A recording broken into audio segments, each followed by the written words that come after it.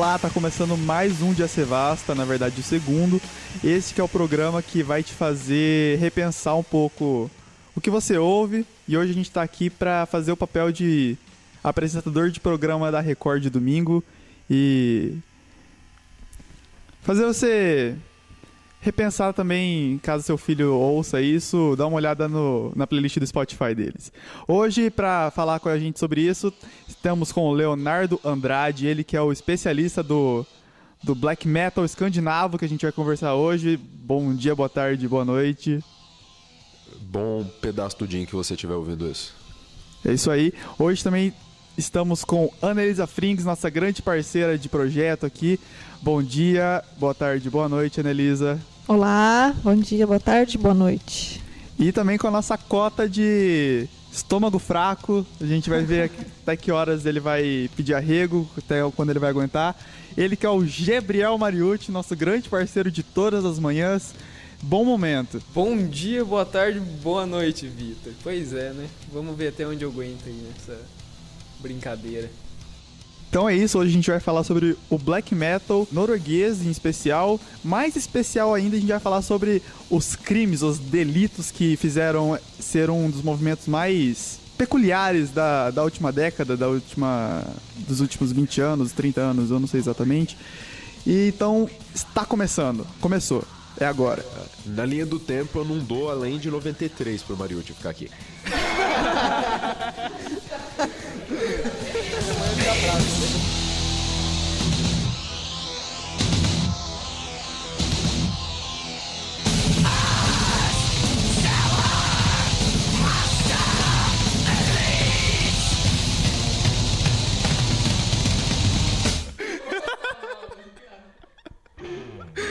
Bom, então acho que pra começar a gente tem que contextualizar exatamente o que é um black metal. A galera em geral vai achar que o heavy metal é tudo a mesma coisa, mas a gente sabe que não. O Leonardo sabe mais que a gente ainda que não é. Então, por favor, se você puder explicar pros jovens que estão ouvindo esse podcast, esse popcast, qual é que é? Ok, então, pessoas, é o seguinte, metaleiro, assim como jogador de RPG, gosta de criar subcategorias e divisões pra tudo. Se você acha que não dá pra ficar mais específico do que Depressive Suicidal Black Metal, dá, nem que seja por classificação de país. Só que não foi assim sempre. Quando tava começando, ainda era tradicionalmente chamado só Heavy Metal e por aí vai. Só que a coisa foi expandindo e o black metal é uma vertente de música extrema, e toda música extrema dentro do metal acaba vindo do thrash, que você vai associar com bandas como Anthrax, Metallica, Megadeth, Slayer, que também foram bastante influenciadas pelo punk. Você pode considerar o thrash como o pai de todos os subgêneros extremos do metal, porque eles influenciaram todo mundo que veio depois.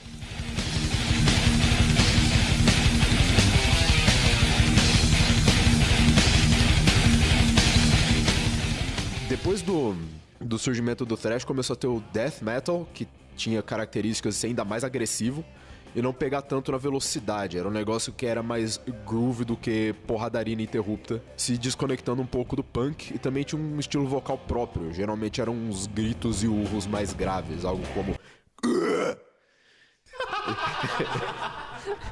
Agora imagina que você consegue sustentar isso durante bastante tempo numa música. Além de bateria com blast beats, que eu vou pedir para o Victor colocar um samplezinho depois. Só que não parou aí. E teve gente que começou a ficar descontente com o death metal com o sucesso comercial que veio depois. No processo de diferenciação, em que várias bandas estavam tentando se afastar disso e também da origem do thrash, teve algumas que seriam o proto-black metal, que são todas da Europa. Celtic Frost, na Suíça, extremamente influente. E eles tinham a felicidade de poder contratar o Hans Giger, que era o cara que criou o design do Alien dos filmes do Ridley Scott para fazer as capas de CD dele. Isso conta pontos na loja de discos. E Giger é maravilhoso, recomendo. Além deles, teve o pessoal do Venom, que era da New Wave of British Heavy Metal, então uma banda inglesa. E os caras do Bathory, que são os que chegaram mais perto daquela sonoridade consolidada do black metal, e isso na Suécia. Só que onde o gênero realmente se firmou e virou uma coisa própria, uma coisa fechada em si, foi na Noruega de meados dos anos 80, entrando nos anos 90. E a música não foi o principal fator para determinar a estética do negócio. Pelo menos quando começou, ninguém associava diretamente com satanismo, mas isso é uma coisa que aconteceu à revelia dos integrantes originais. Isso porque alguns deles estavam envolvidos em atentados, extremismo político e teve mais de um homicídio entre os participantes dessas primeiras bandas. No caso, o Mayhem e o Burzum, que inclusive é um nome derivado da mitologia do Senhor dos Anéis, seria escuridão na língua dos orcs. Só pra retomar aquilo que eu falei, de que o metaleiro e o jogador de RPG tem muita coisa em comum. Eu vou passar de volta pro Victor pra ele fazer uma pequena linha do tempo. Então, nessa timeline mórbida que a gente preparou, relacionada às atrocidades da cena black metal norueguesa, a gente começa com a morte do Dead em 91, que ele se suicida em... Krokstad. Isso, com as balas que o Varg levou pra ele, então ele se mata com uma 12. Logo no ano seguinte, o Faust, que é baterista do Emperor, eu não vou conseguir falar isso, foi mal. Ele esfaqueia um cara num bosque, e de acordo com o baixista do Mayhem, o Jorn Necrobutcher Stuberud, o Fausto fez isso porque a sua vítima era uma bicha. É importante ressaltar que a gente não compartilha dos mesmos ideais e das mesmas falas da galera do black metal escandinavo. E essas citações, coisas que eles falaram, foram retiradas do documentário Until the Light Takes Us. Algo assim. E continuando. Em 93, o Euronymous, que era o guitarrista do Mayhem, caiu, como eu posso dizer, acidentalmente 23 vezes na faca do Varg. A gente vai falar sobre isso um pouco mais pra frente. E durante todo esse período, acho que o episódio, ou os episódios que mais ilustram a cena black metal norueguesa são as igrejas que foram queimadas durante de 91 a 95. Ao total foram 17 igrejas, mais ou menos, com a participação da galera do Mayhem. Então, por hoje vai ser isso. Esse é o cardápio do dia. Eu queria só atentar pra diversidade de pessoas aqui, porque eu, que sou um ateuzinho ouvinte de black metal, tô discutindo isso com um brother evangélico. Isso é maravilhoso, gente. Isso é civilização. Isso aí, é isso aí. Este podcast é patrocinado por Civilização. Então vamos começar. Acho que seria melhor a gente começar pelo início. Vamos falar sobre o Mayhem, que eu acho que é a banda que catalisou a maior parte desses episódios.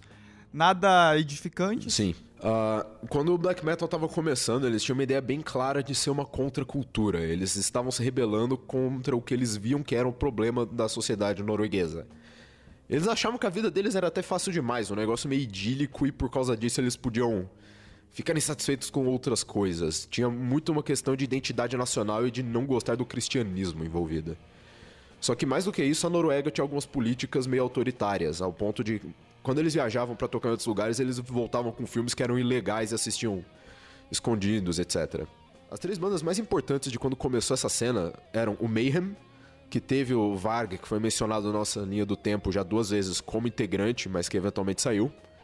O Burzum, que era um projeto de um homem só do Varg Vikernes, cujo nome de batismo era Christian, mas ele simplesmente parou de usar. E o Dark Throne. Eles realmente consolidaram a sonoridade do que viria a ser o black metal. Então os vocais com gritaria mais rasgada, diferente do grave do death, era mais... É importante diferenciar de... É crucial pra você saber diferenciar os gêneros. Hoje em dia tem um pouquinho mais de crossover, tem bandas que usam os dois, mas não é todo mundo. Uma das minhas favoritas, inclusive, que é o Cara Angren da Bélgica. Pois bem, além disso, guitarra sempre tocada com muito tremolo, é uma característica bem comum. Eles continuam blast beats herdados do death metal, é uma característica que eles não jogaram fora. Apesar de ter tido bastante animosidade contra a cena do death metal no começo, ao ponto de uma história não confirmada que o Varg Vikernes mandou uma bomba pra casa do chefe do Therion, do frontman, do principal compositor, que é o Christopher Johnson. E hoje em dia esses caras estão lançando uma ópera rock, só pra mostrar que eles são todos traidores do movimento. E o Mayhem é a banda mais emblemática de todas elas. Eles estavam no centro de toda essa bagunça que foi dita na linha do tempo. Vamos começar então pelo sujeito que foi o primeiro mencionado, o Per Yngve Olin, também conhecido como Dead.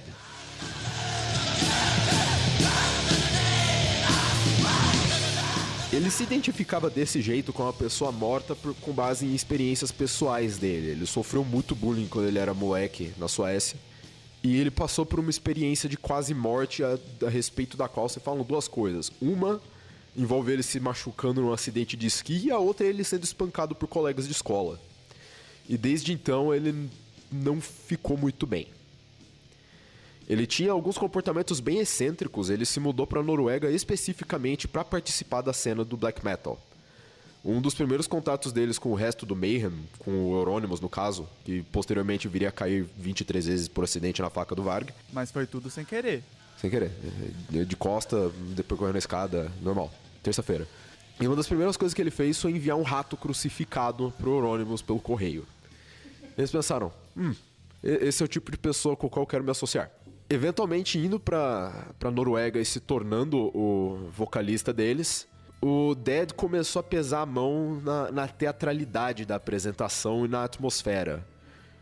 O Mayhem ainda era um som mais violentão, mais frenético, diferente do Burzum, que era mais atmosférico ainda desde cedo. Mas o Dead contribuiu com várias coisas que hoje em dia são importantíssimas pra estética. Você consegue reconhecer uma banda de black metal olhando pra ela. Porque eles usam pintura facial, geralmente em tons de preto, branco, cinza, com tanto de vermelho ocasionalmente. E isso meio que se tornou importante lá. Outras bandas já usavam, o King Crimson fazia um pouco, mas não era sinônimo do tipo de som que eles faziam. E com o black metal isso mudou. E o Dead falava que, não, eventualmente ele ia se suicidar. Não era um se, era um quando. E ele gostava muito de ter uma relação ativa com a morte, por assim dizer. Ele queria estar em contato com coisas mortas e a maior parte do tempo. Ele enterrava as roupas dele em cemitérios que ele ia pra vestir antes dos shows. Ele andava com um corvo morto na bolsa dele pra ele dar uma cheirada antes de cantar. Ele se cortava em shows. Eles levavam cabeças de porco decapitadas pra colocar em estacas. E uma vez eles machucaram um cara jogando uma cabeça de porco nele também. Isso segundo o baixista Necrobutcher do Stubberud, que é um dos que sobrou. O Varg tá vivo, mas ele já não era mais Mayhem, né? Daquela época ficou vivo um cara que estava com o Varg quando ele veio a segurar a faca na qual o Euronymous tropeçaria posteriormente. Mas, continuando, o Dead ele era um cara que todo mundo achava que era meio escapista. Ele tinha um imaginário extremamente gótico, ele fazia desenhos ligados a esse tipo de temática. E o pessoal sabia que ele não estava bem. Eles tinham, na casa onde eles moravam, os integrantes do Mayhem, uma arma de caça que, segundo o Varg, eles chegaram a usar para atirar nas janelas dos primeiros McDonald's de Oslo por resistência aos americanos. Porque além de não gostar de cultura judaico-cristã, ele não gostava de cultura americana invadindo a Noruega dele. Mas eles tinham essa arma lá e eles estavam sem munição em um dado período de 91.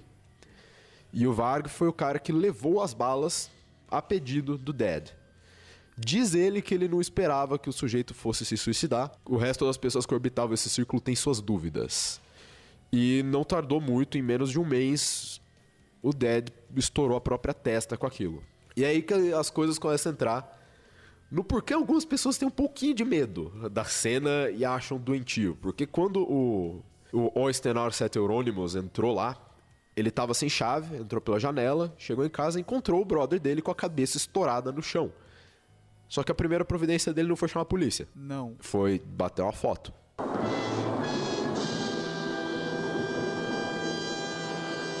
Terça-feira. E coletar alguns pedaços de crânio que supostamente ele usou para fazer bijuterias que ele deu de presente para pessoas.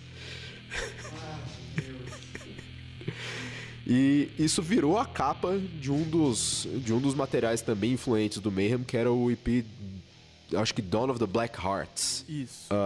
Que, por incrível que pareça, não é a coisa mais importante que eles fizeram. Eles tinham um trabalho anterior, que era o Death Crush, que foi importantíssimo para todas as outras pessoas da cena inicialmente. Entre elas, o Varg e o Fenris do Dark Throne.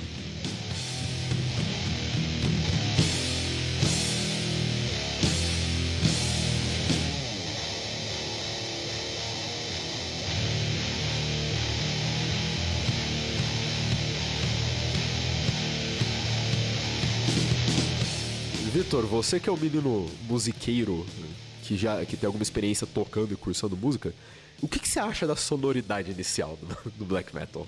Cara, sinceramente, eu acho que a última coisa que você vai se importar inicialmente é com a sonoridade do black metal. Acho que a própria proposta estética e sonora tem muito mais a ver com a proposta política do que qualquer coisa. Então, não sei se é algo exatamente para se ouvir de uma forma recreativa, não sei, mas acho que essa ideia de ser o menos comercial possível e uma produção de certa forma até lixosa é interessante quando você se propõe a fazer isso de uma forma política e contestatória, igual eles fazem. Acho que basicamente é isso. O Varg mesmo, durante aquele documentário Until the Light Takes Us, ele conta que quando ele foi gravar, ele falou com o produtor, ele disse que ele queria gravar com o pior equipamento disponível. Ele acabou gravando com um headset, desses que você usaria para se conectar com seus amigos no chat da UOL.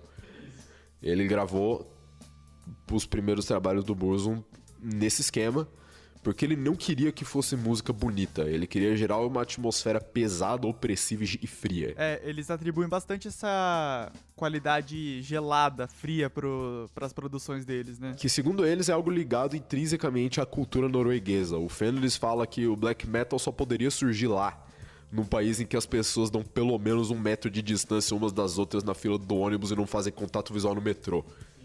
Gostaria de morar num país assim. Tem dificuldades no metrô da Sé em São Paulo.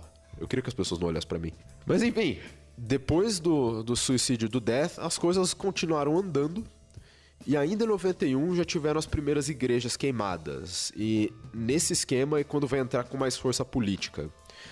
O Varg tinha um interesse político maior do que o dos outros. Ele estava ficando incomodado até com a forma como a cena estava coalescendo em torno de uma ideia de parecer hardcore sem mostrar serviço. Essa é uma das críticas que ele tinha ao Euronymous, inclusive.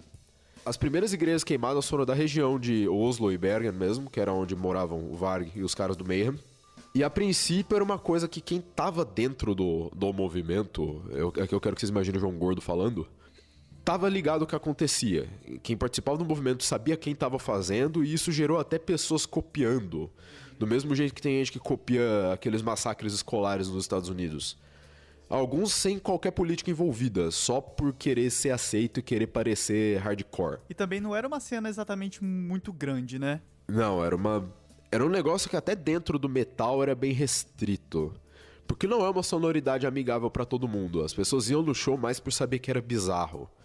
Os integrantes do Immortal, entre eles o Abath, que já tentou se candidatar à presidência da Noruega, se não me engano, com o Corpse Paint na propaganda eleitoral, ele não chegou a presenciar um show, mas outros integrantes da banda que estavam com ele na entrevista disseram que a ideia era chegar no show carregando o Dead dentro de um caixão. Que não aconteceu e foi meio frustrante, mas ele meio que compensou se mutilando no palco. Que é uma coisa que o Marilyn Manson veio adotar depois, mas um pouquinho diferente. Mas tá, as queimas de igreja começaram no ano do suicídio do Dead, 91, e foram um negócio recorrente até mais ou menos 95, só que em um dado momento mudou a motivação. O Varg, ele falou com os jornais e ele admitiu que ele estava chefiando... Chefiando não, ele admitiu que ele tinha queimado igrejas e que ele tinha um brother que tinha assassinado alguém. Sem dar nomes. No caso, o senhor Bård Faust Eitun. Ele tem mais um nome no meio, acho que Gundvik, mas eu não sei em que ordem.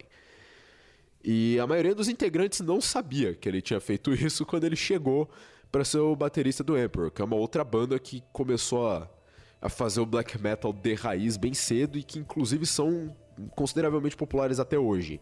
Era um negócio extremamente de nicho até a mídia cair em cima por causa dos crimes. A partir daí, toda a turma que tinha interesse em algo mais estranho, mais extremo, mais desaprovado pela sociedade civil começou a se reunir ao redor disso. Só que por causa da forma como a mídia retratou, o foco mudou um pouco. O Varg fala de forma bem satisfeita que ninguém era satanista no grupo inicial dele. Tinha o pessoal que queria a volta do paganismo antigo, como é o caso dele.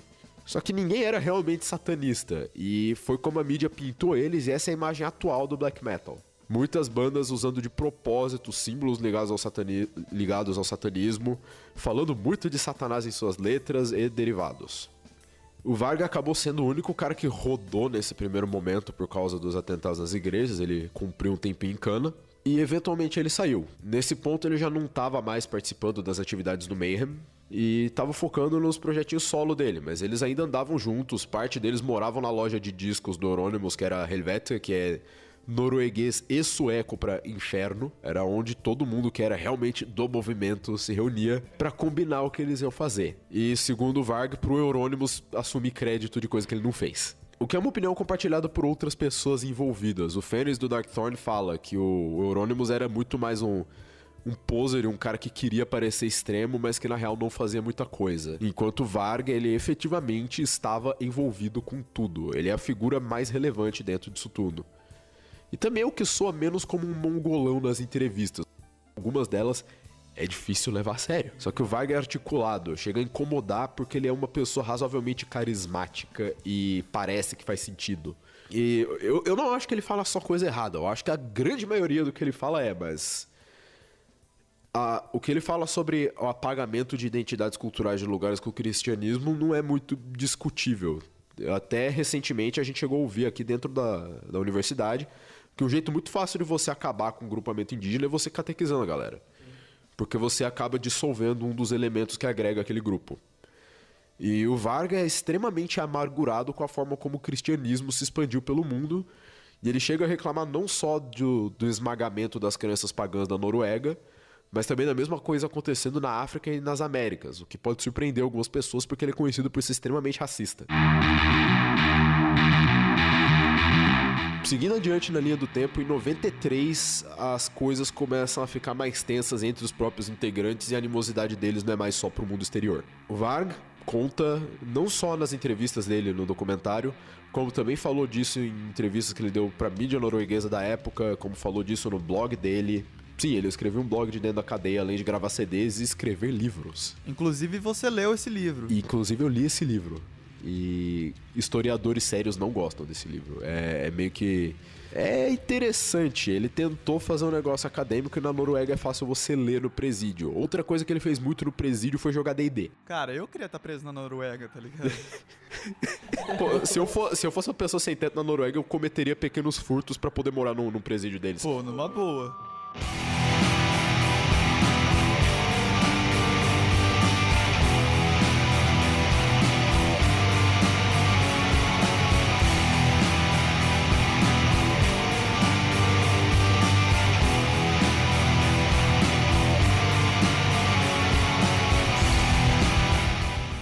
Mas o Varg Vikernes não ficou 21 anos na cadeia por incendiar a propriedade da igreja. Ele ficou 21 anos na cadeia porque ele matou o coleguinha. E é onde a gente vai chegar naquela tensão que eu mencionei anteriormente. Dentro do Mayhem, ele e o Euronymous estavam tendo cada vez mais atrito. Ele pela insatisfação que ele tinha com o que o black metal estava virando e com a postura do Euronymous. E o Euronymous achando que o Varg era problema. E é onde começa a ter versões múltiplas das histórias. Então você adota a sua ou você não acredita em ninguém, você só pensa, eita, nossa. Porque em uma das versões foi uma coisa unilateral. Há quem diga que o Varg simplesmente decidiu se antecipar e exterminar o Euronymous da face da Terra primeiro. E a outra história é que o Euronymous tinha planos de sequestrar o Varg, torturar ele até matar gravando um vídeo, fazer um snuff movie mesmo. Não, a galera era muito brother. Amizade até o infinito. E o Varg decidiu que ele ia reagir a isso. Ele ia, no mínimo, confrontar o Euronymous, que na opinião dele era um mongoloide e um ramelão. Ele não achava que ele tinha coragem, só que ele ficou com a pulga atrás da orelha. Segundo ele, se fosse algo que o Euronymous estava falando pra todo mundo, igual ele falava pra todo mundo que ele era um dos queimadores de igreja e que ele chefiava o rolê todo, ele teria ficado mais tranquilo. Mas o que ele soube é que o Euronymous contou pra um grupo muito seleto e pequeno de pessoas. E uma dessas pessoas contou pra ele. Então dessa vez ele tinha a suspeita de que poderia ser sério.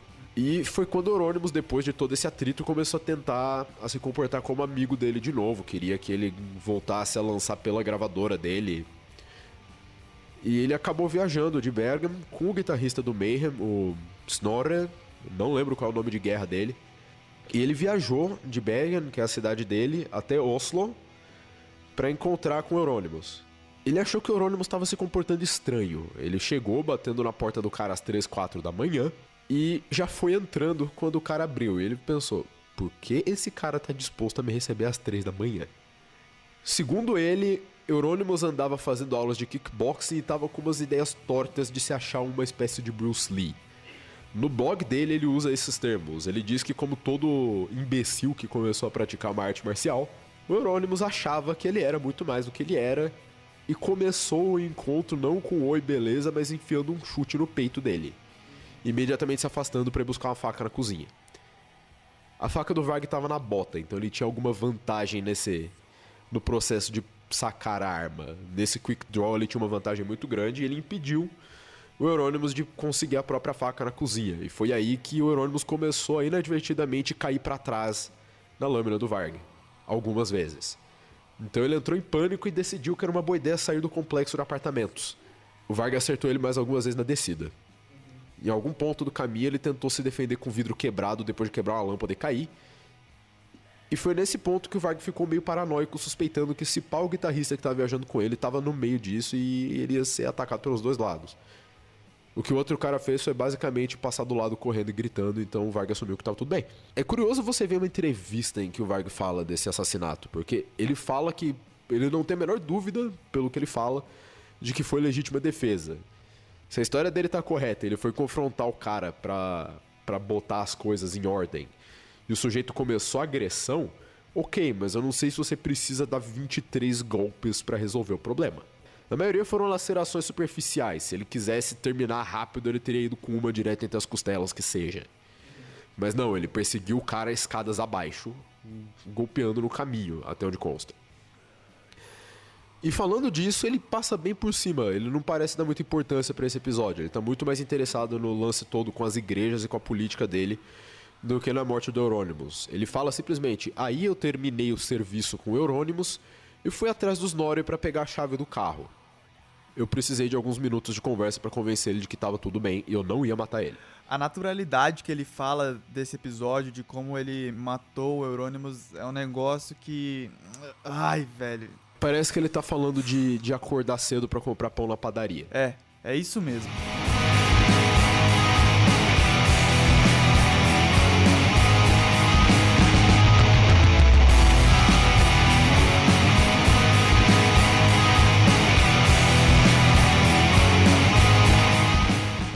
Nós estamos aqui falando, né, dessas coisas meio um tanto pesadas, né? Não sabemos aqui se rimos, se choramos com as histórias tão assim, mas, ok, histórias pesadas e tal, mas e o que tem nisso aí de estereótipo e a participação da mídia em construir isso aí? Já tem uma separação disso atualmente? Já se consegue falar? Eu acredito que sim, porque o black metal acabou servindo de playground para muita experimentação, inclusive com outros estilos de música. O shoegaze acabou tendo bastante porosidade com o black metal, gerando uma nova safra de bandas que, por exemplo, usa bastante os elementos de guitarra, bateria com blast beats e tal, mas também misturam com tanto mais de atmosfera, teclados, vocais limpos envolvidos.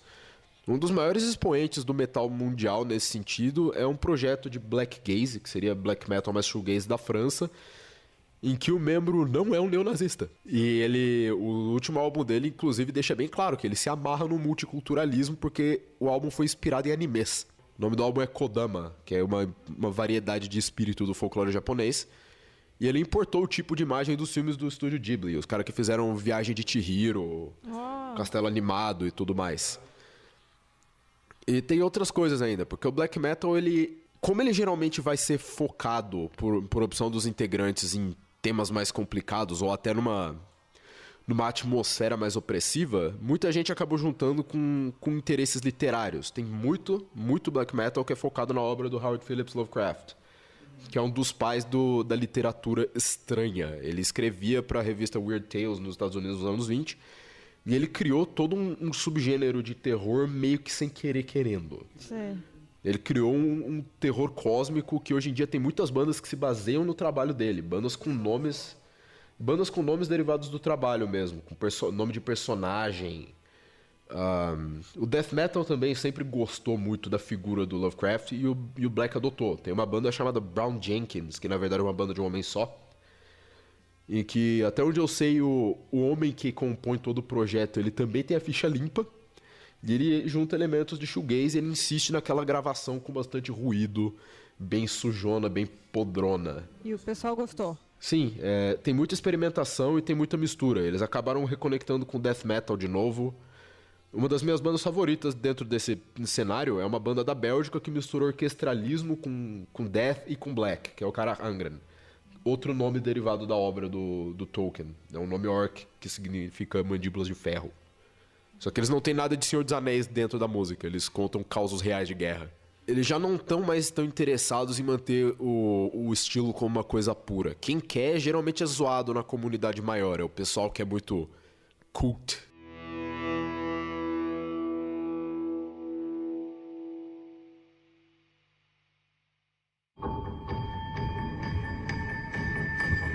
No entanto, mesmo o pessoal que sai desse estereótipo inicial, a maioria deles ainda vai cair no satanismo. E o satanismo é uma coisa que a mídia colocou lá, segundo o Vikernes e segundo outros participantes.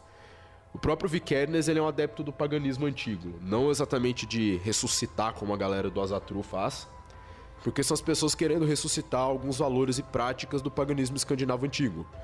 Menos aquelas coisas saudáveis, como ficar muito louco e morder seu escudo, lutar pelado, etc. Mas enfim, o Varg nunca teve muito interesse em satanismo, o Burzum nunca foi nessa vibe, ele sempre gostou muito de Senhor dos Anéis e fantasia, ao ponto de que no canal do YouTube dele, quando ele não tá entrando em alguma discussão política, ele faz resenha de RPG. Dando uma entrevista sobre o lance do Euronymous e as igrejas, ele fala que aquilo não foi a norma pra ele, que ele não é uma pessoa assim. Ele disse que ele tem menos sede de aventura do que um hobbit. Mas ele eventualmente foi condenado pelo assassinato do Oystein Arset Euronymous, ou Oystein Euronymous Arset. Eu acho que Euronymous vai no meio, os nomes de guerra costumam entrar no meio.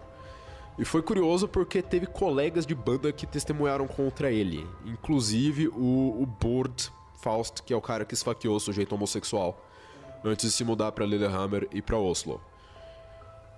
Chega a ser estranho ver quem sobreviveu da cena, quem ainda tá na ativa falando sobre, porque eles não parecem muito emocionalmente afetados. O baixista do Mayhem, o Necro Butcher, ele acabou escrevendo um livro sobre, tentando mostrar o que foi a realidade da parada, falando que é claro que é pessoal.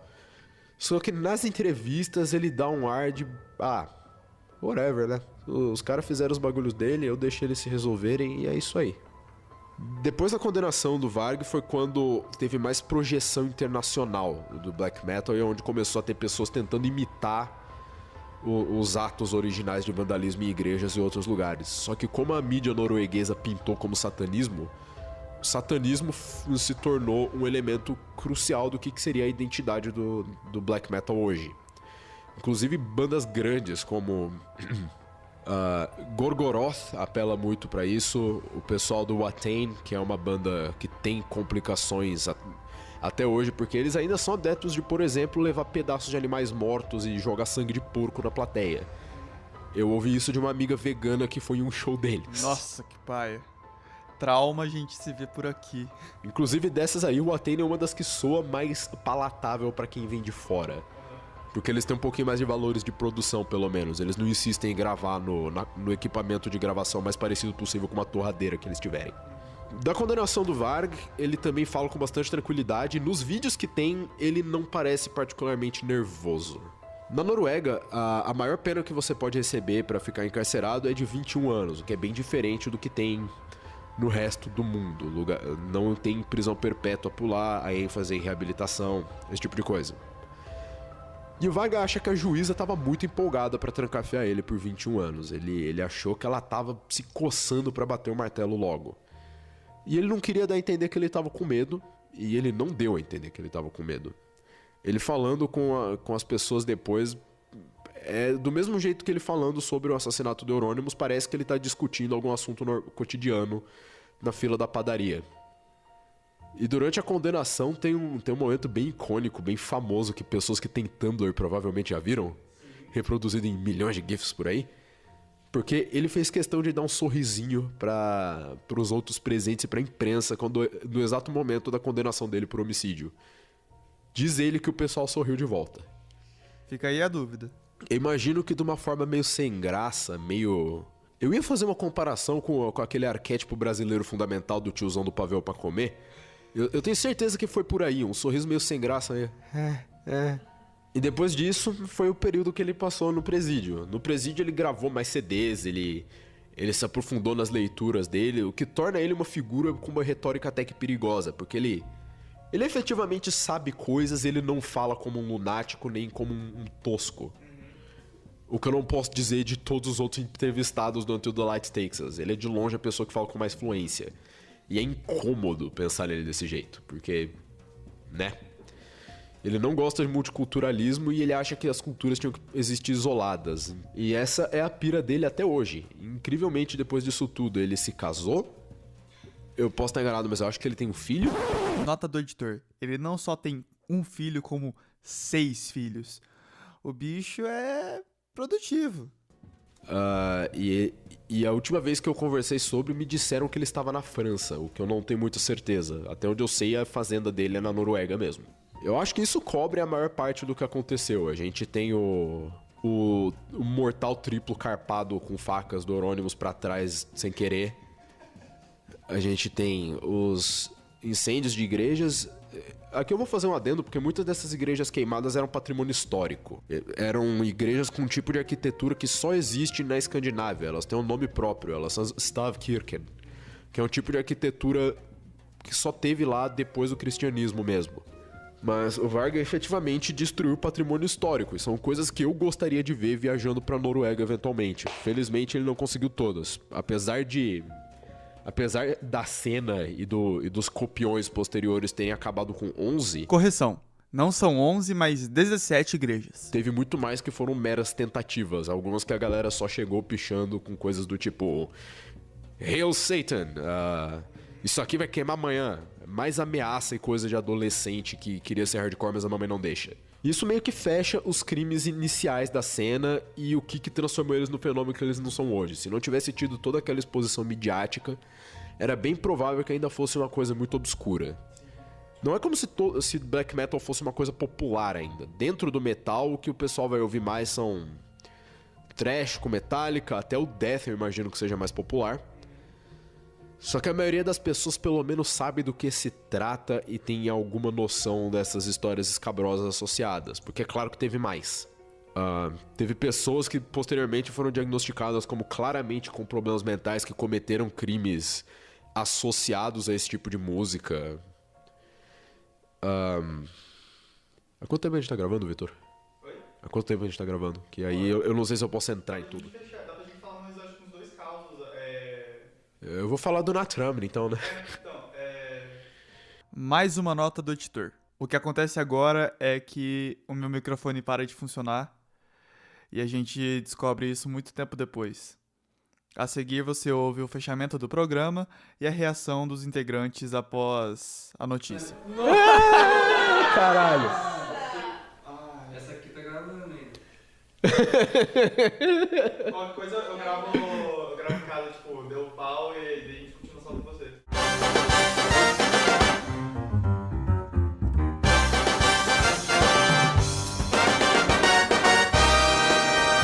Bom, então deu ruim, aqui deu pau, mas... Bom, isso faz parte também do black metal, tá ligado? Isso aí é o rolê. E então eu quero agradecer muitíssimo a nossa enciclopédia do metal escandinavo de raiz, o Leonardo.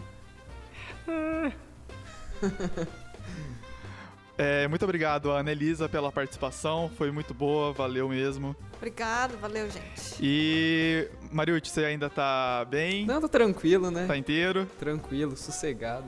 Então, muito obrigado também pela sua disposição em estar aqui e se dispor como essa cobaia humana pelo nosso experimento. Valeu mesmo. Imagina, só chamar na próxima. Eu não acredito nele porque ele teve gastura de eu falando da vez que eu arregacei meu joelho fazendo parkour. Eu acho que secretamente ele tá muito afim de chorar. Por dentro, assim, eu tô... Então é isso, gente. Valeu pela paciência, valeu por ouvir. Compartilha com os amigos. E é isso, acho que acabou. Tchau.